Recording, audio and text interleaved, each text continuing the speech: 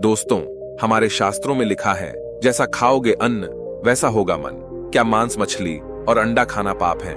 ऐसे बहुत सारे प्रश्न हमारे मन में उठते रहते हैं। आइए इस बुद्ध कहानी के माध्यम से समझते हैं कि मांस, मछली और अंडा खाना चाहिए या नहीं। इससे पहले कि आप इस कहानी में खो जाए, इस चैनल को सब्सक्राइब जरूर कर ले। तो चलिए कहानी शुरू करते हैं।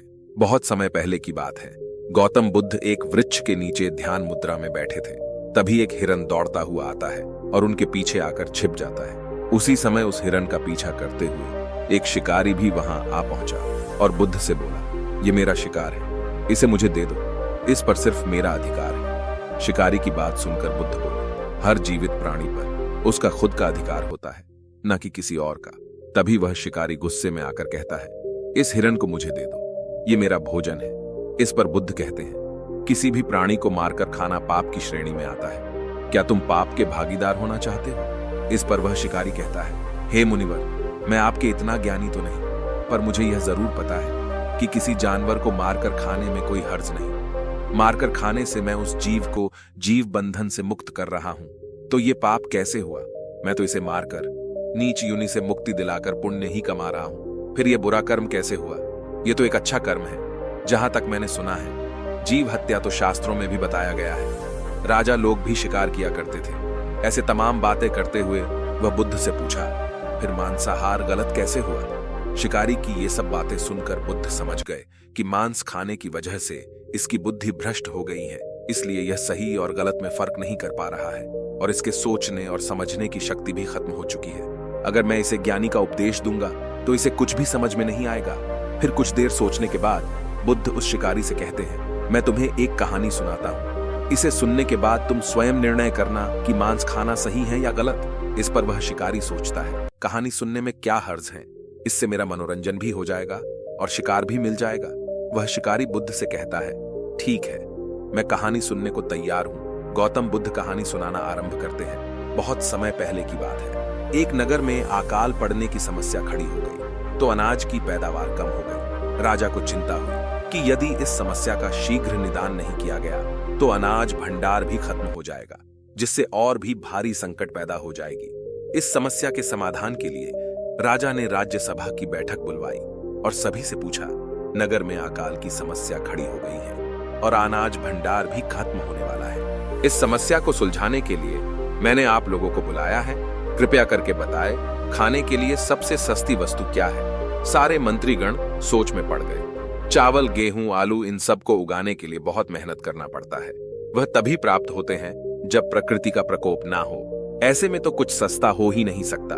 तभी शिकार का शौक रखने वाले एक मंत्री ने सोचा कि यही उत्तम अवसर है। क्यों ना अधिक शिकार करने के लिए राजा की अनुमति ले ली जाए। उसने सभा में कहा कि सबसे सस्ता खाद्य पदार्थ है मांस। इसके लिए धन का खर्च भी नहीं है और पौष्टिक खाना भी मिलता है।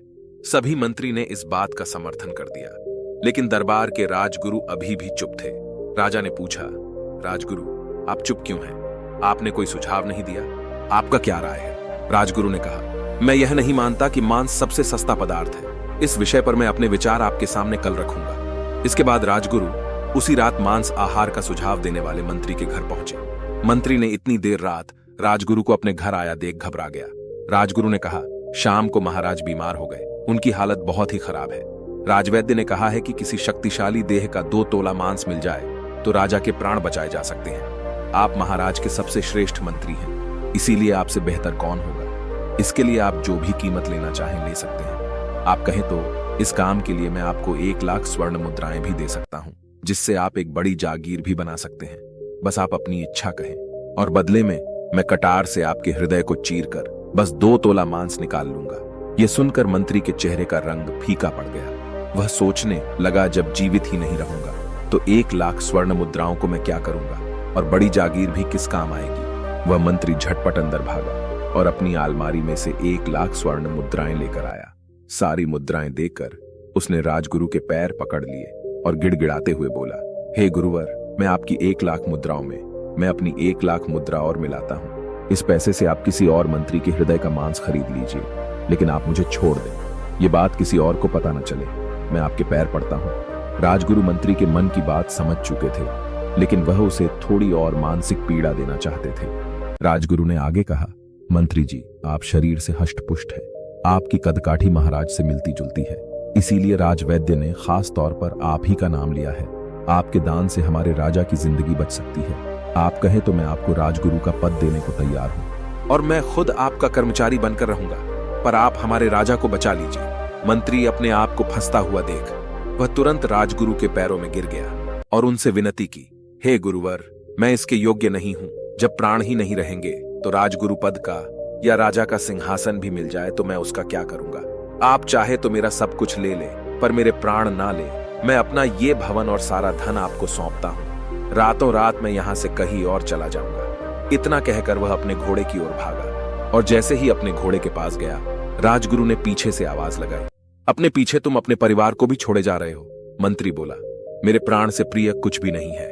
जब जीवन ही नहीं रहेगा तो परिवार का क्या करूंगा। जीवन रहा तो ऐसे ही सुखी रह लूंगा। इतना कहकर घोड़े पर छलांग लगाकर बैठ गया। वह अभी चलने को ही था कि राजगुरु ने घोड़े की लगाम पकड़ ली और बोले, भागने की जरूरत नहीं है, आप आराम से घर पर ही रहे। मैं किसी और का मांस लेने का प्रयास करता हूं। यह कहकर राजगुरु वहां से चले गए। राजगुरु के वहां से जाने पर मंत्री के जान में जान आई, परंतु बेचैनी बनी रही। वह रात भर सो नहीं सका। मुद्राएं लेकर राजगुरु बारी बारी से सभी मंत्री के घर पहुंचे और सभी से राजा के लिए हृदय का 2 तोला मांस मांगा, परंतु कोई भी राजी नहीं हुआ। सभी ने अपने बचाव के लिए राजगुरु को 1 लाख से 5 लाख मुद्राएं तक दे दी। इस प्रकार राजगुरु ने एक ही रात में करोड़ों स्वर्ण मुद्राएं जमा कर ली। फिर सुबह होने से पहले ही अपने महल में पहुंच गए। अगले दिन राज्यसभा में सभी मंत्री समय से पहले ही पहुंच गए। सभी यह जानना चाहते थे कि राजा स्वस्थ है कि नहीं, लेकिन किसी ने भी एक दूसरे से बात नहीं की। सबको राजवैद्य का इंतजार था, उनसे ही उन्हें कुछ सूचना मिल सकती थी। राजगुरु ने सैनिकों को पहले से आज्ञा दे रखी थी कि जब तक महाराज राज्यसभा में ना आ जाए तब तक किसी भी मंत्री को महल से बाहर जाने की आज्ञा नहीं है। कुछ समय बाद राजा आए और अपने सिंहासन पर आकर बैठ गए। सभी मंत्रियों ने देखा कि राजा तो बिल्कुल स्वस्थ हैं, उन्हें तो कुछ हुआ ही नहीं है। सभी मंत्री समझ गए कि राजगुरु ने उनसे झूठ बोला है। हर मंत्री के मन में यही विचार चल रहा था, पर किसी ने भी एक दूसरे से बात नहीं की। तभी राजगुरु ने राजा के समक्ष 1 करोड़ स्वर्ण मुद्राएं रख दी। राजा ने पूछा, ये स्वर्ण मुद्राएं किसके लिए है और कहां से आई? राजगुरु ने कहा, 2 तोले मांस के लिए इतनी धनराशि जुटाई है, पर मांस नहीं मिला। अपनी जान बचाने के लिए मंत्रियों ने यह मुद्राएं दी हैं। अब आप यह विचार कीजिए, मांस कितना सस्ता है। राजा को बात समझ में आ गई। उन्होंने प्रजा को अधिक परिश्रम करने का निवेदन किया और राजा के अनाज भंडार में से अनाज निकालकर प्रजा को दिया गया। राजा ने पौष्टिक सब्जियों की खेती करने का आदेश दिया और वह 1 करोड़ स्वर्ण मुद्राएं जनता में बांट दी गई ताकि वह अच्छे से खेती कर सके। कुछ समय बाद मौसम अनुकूल हुआ और खेत लहलहाने लगे।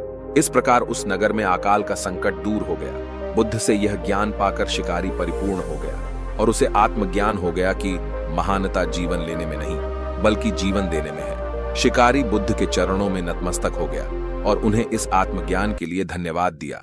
दोस्तों, हमें इस कहानी से सीख मिलती है कि महानता जीवन लेने में नहीं बल्कि जीवन देने में है। जैसे हम इंसानों को अपना जीवन प्रिय होता है, वैसे ही जानवरों को भी अपना जीवन प्रिय होता है। अगर हम इंसानों को थोड़ी सी भी तकलीफ होती है तो हम रोने लगते हैं। जरा सोचिए उन बेजुबान जानवरों के बारे में जिन्हें बेदर्दी से काटा जाता है, तो उन्हें कितना दर्द होता होगा।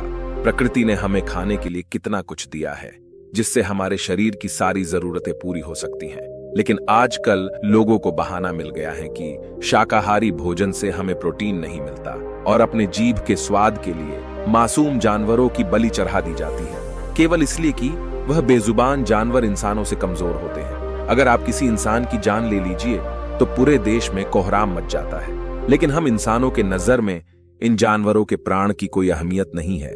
हमें यह समझ लेना चाहिए कि ये पृथ्वी जितनी हमारी है उतना ही जानवरों की भी है। जब ये प्रकृति हम में भेदभाव नहीं करती और समान रूप से हमें हवा, पानी और प्रकाश देती है, तो हम इंसानों को भी कोई हक नहीं है कि हम इन जानवरों की जान लें। दोस्तों, आप ना ही नास्तिक बनो और ना ही आस्तिक बनो, आप केवल वास्तविक बनो। प्रकृति ने हमें बुद्धि दी है। जीवन में कोई भी फैसला लेने से पहले उस बुद्धि का प्रयोग जरूर करें, क्योंकि एक गलत फैसला हमें पाप से जोड़ देता है और वो पाप हमें जिंदगी भर कष्ट देता है। तो दोस्तों, कैसी लगी आपको ये कहानी? कमेंट सेक्शन में जरूर बताएं और अच्छी लगी तो चैनल को सब्सक्राइब करना ना भूलें। तो मिलते हैं अगली कहानी में, तब तक के लिए अपना ख्याल रखें। नमो बुद्धाय।